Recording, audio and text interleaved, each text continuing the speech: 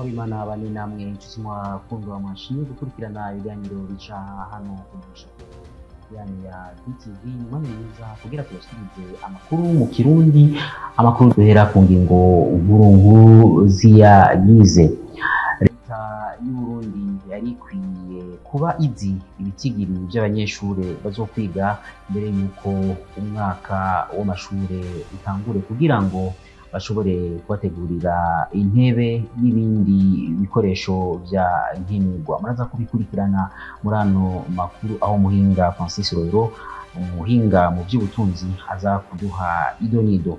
Nayo ibidandazwa bigizwe n'imboga bibandanya kuduga ibiciro mu masoko amwe y'igisagara ca Bujumbura, navyo nyene muraza kubikurikirana muri ano makuru. Turafise itariki twabateguriye mu kanya idonido yacu. Ibitigiri by'abanyeshure bazokwiga imbere yuko umwaka utangura kugira ngo shobore kubategurira intebe n'ibindi bikoresho vyangombwa, bivugwa n'umuhinga mu by'ubutunzi Francis Rohero. Turiko turateza imbere ibindi bisata by'ubutunzi bituma ubutunzi bwiyongera. Intebe ntiziva mu kirere, ziboneka kuko hari ubutunzi. Kubwira abigisha abavyeyi ngo nimurondera intebe, murabona abantu bavuga ngo bariko baritanga ngo barondera intebe. Ni vyiza barondera intebe 10-20 zo gufasha kwishuri ryaho begereye. Abantu bamwe barabikora kandi ni vyiza. Mugabe igihugu ishobora kuremera kuri ivyo ngo bagira neza nibaza n'amatebe. Nuvuga yuko hategerezwa kuba planification. Bavuga uti mbega mu myaka 5 tuzaba dufise abana bangana gute bagiye kwishuri. Namye ndabwira turiko turavuga ivyo biharuro. Nitumenye igihugu cacu ku mwaka haje abana bangahe kwishuri. Twategeza kuba tubizi uyu mwaka nategeza kwanzi abana bazoba bari kwishuri mu kwezi kw'icenda. Nivyo nuvuga ubutunzi bw'igihugu cacu butegeza kuremwa bwumva ko buriko bwishura mwene ivyo bibazo. Si ibintu rero umurongozi canke umwigisha aza kuvuga ngo abana ngo bicaye hasi nkuko umengo ntitwari tubizi. Ubu nicaye ngaha anye ntegeza kuba mfise ibiharuro bi project mu mwaka wa 2030 tuzoba turabundi bangahe. Ni bande bazoba bari kwishuri, ni bande bazoba baheje amashuri, ni bande bazoba bicaye hanana. Ivyo twateza kuba tubizi. Kubaho rero mu gihugu citwa ko gifise vision tugendera ubuzura bazango ngo mbega ngo umusozi uheze ngo hazu. Si ivyo rero nibaza ko harakenewe planification. Ivyo bintu by'amashuri ni ibintu bikomeye cyane. Igihugu kitagira ishuri abana batiga neza nta kazoza gishobora kugira. Nibaza ko no bivuga muri ayo majambo harakeneye planification, harakeneye kuvyiyumvira cyane gose. Muri kimwe twavuga vision sikivunga ni mwe navuga nti igihe twariko turaganira uvuga ni ibintu bitunganye ukamenya uti mbega vision igizwe n'iki, urabivuga ukabitomora abantu bakumva. Muri ibi biganiro mu dutumira abantu bashimye kwiyo vision baba baza mu biganiro ngibi bakabisigura umwanya munini yinya ko vision umva ni ikintu kinini. Muri iyo vision harimo ama secteur ibisata byinshi cyane akavuga ati iki gisata kizokoguko. Abantu bakumviriza babarongoye bakanyugwa bagaheza bakadera bakabyinjiramwo. Turabandanya n'amakuru yacu twabateguriye. Ibidandazwa bigizwe n'imboga bibandanya kuduga ibiciro mu masoko atandukanye mu gisagara ca Bujumbura. Benoit Sindayigwanya. Ibiribwa bigizwe ahanini n'imboga vyaraduze ibiciro cane mu gisagara ca Bujumbura, aho twagendeye ku isoko ya Kotebu. Umwe mu bo twahasanze avuye gusuma kuri uno wa 2025 ntwarante avuga ko bitariko biraborohera kubaho. Je maze kuzunguka ku isoko zitatu, tuvugana mvuye mu Ngagara, mvuye kurondera itomati zarazindi. Itomati zarazugwa 30.000 uzigeze kuri 45.000 55. Aho rena zinazindi usana ko nagiye mu gatondo kandi ndi kuvuga aho re sinashize ngo iyo mfata déplacement nkariha byari kuba ari ibindi. Aho re twaje gusuma turiko n'abavyeyi igitunga barabagura 45, baragura 30, basanzwe kigwa 45.000.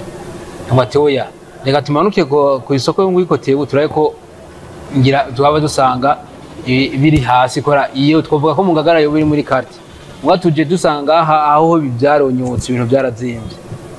Itomati yarazi aha nta nzihari. Itomati baterekera 5,000. Nukuvuga itomati imwe gwarugwa 300 uburuko rugwa 700 wisa. Ibintu biragoye sana, ibintu nka mu isoko birazimvye gose. Agasaba ko abo vyega boraba ingene ikibazo c'ubuzima buzimvye cotoregwa umuti. Dutakambira leta, dutakambira umuvyeyi wacu leta nyakubahwa president niwe afise ubaje ko kuvuga ijyanyuma ku vyerekeye ibintu vya transport, kuko transport ikintu cinya cyose cyaduze ko ya transport. igitoro cyoboneka n'inge cyatangura kuboneka transport cimanuka.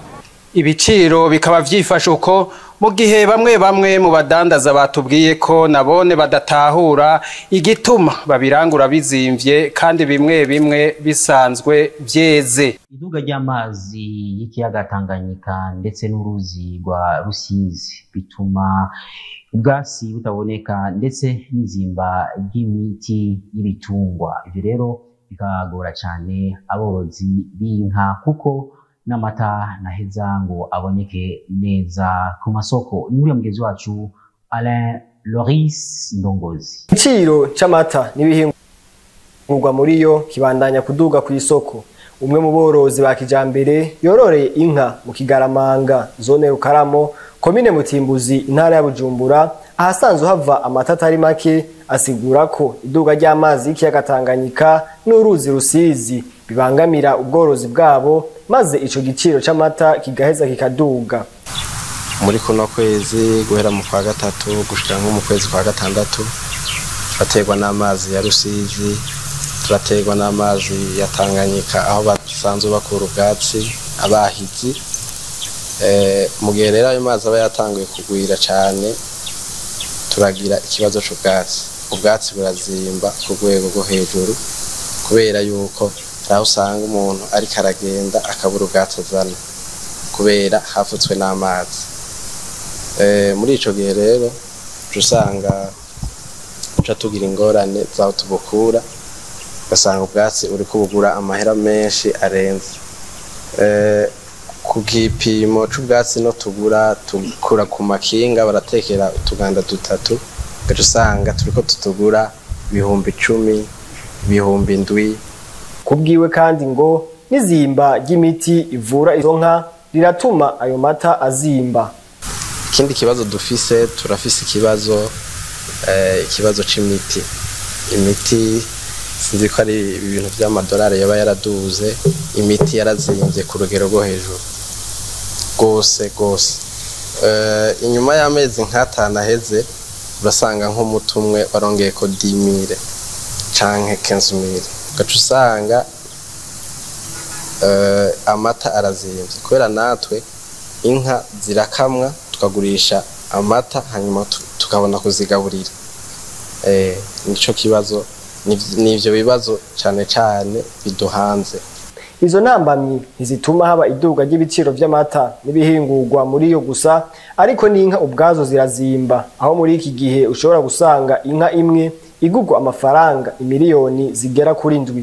Insinga zishaje ziri mu kimwe mu ntambamyi zituma amatara acikagurika mu gisagara ca Bujumbura.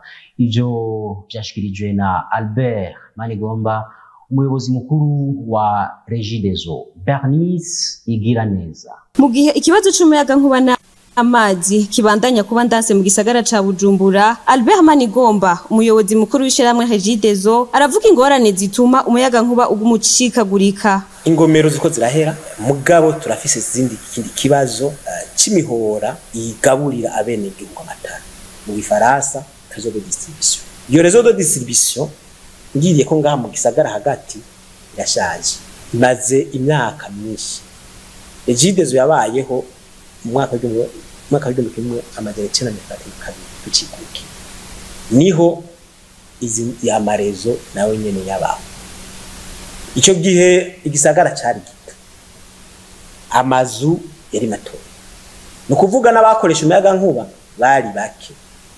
Nukuvuga yuko amasharge kuvuga inguvu z'umuyaga nkuba wacamo zari ziki zari imbere. Izo nsinga rero ntizigishoboye kwakira umuyaga nkuba.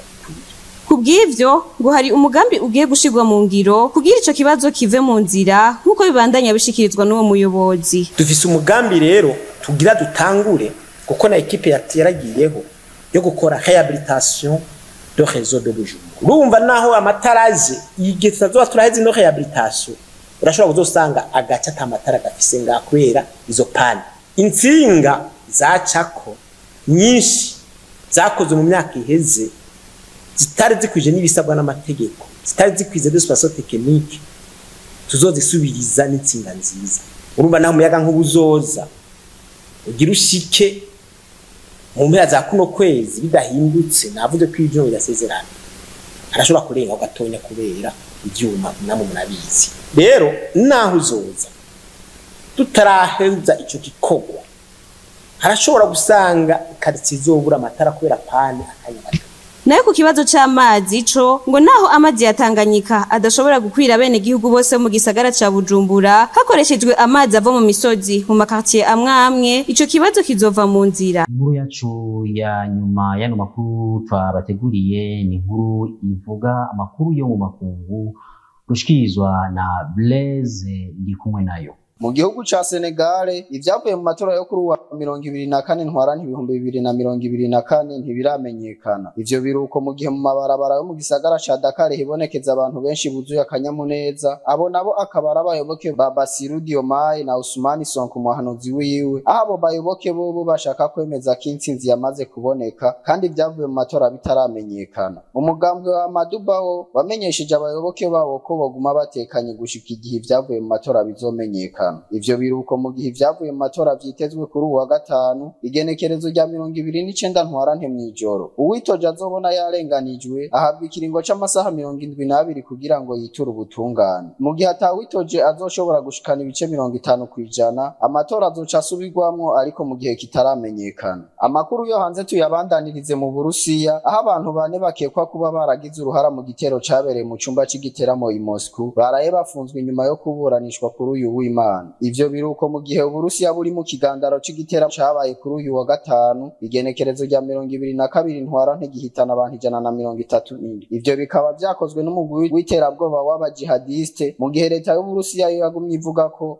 Abanya-Ukraine bakoze iryo bara. Abajejwe ivy'amagara y'abantu bavuga ko ibitigiri vy'abakomeretse biguma vyiyongera kuko bageze ku bantu 182 aho muri bo 111 bari mu bitaro. Ivyo biruko mu gihe abashakashatsi bo babandanya barondera bahasize ubuzima mu mpome z'inzu zabomowe nabo baterabwoba. Abajejwe umutekano bo bafashe amasasa 500, inkoho 2 za Kalashnikov n'amasharijeri y'inkoho 28 aho habereye iryo bara. Sentare ya Basman i Moscow yaciriye urubanza rwo gufunga ubuzima bwabo bwose abagabo bane bagirizwe ico caha aho ifungwa ryabo rizoshirwa mu ngiro kwigenekerezo rya 22 Rusama ariko igihe cyo kongera kuburanishwa kikaba kitaramenyekana. Abategetsi b'u Burusiya bavuga ko bafashe abantu 11 harimo bane bagize ico gitero. Iki gitero cyo kuwa gatanu akaba ari cyo gitero cahitanye abantu benshi mu mateka y'u Burusiya mu myaka 20 iheze, akaba ari naco cemewe n'uwo mugwi w'abajihadiste mu Burayi bwose. Kuri iyo nkuru ivuga ku makuru yo hanze mu makungu turangije ko amakuru yacu tutabateguriye kuri uno munsi. Tukaba tubashimiye mwese mashoko kuyakurikirana ariko kandi dushimire abari mu buhinga bw'ivyuma bashoboye kubifasha kugira ngo amakuru mushoko kuyakurikirana atankomanzi. Amenyesha amakuru ba BTV bagiye hirya no hino kugira ngo bayarondere. Imana ibafashe mugire intango nziza yindi. Imana ibahezagire neza.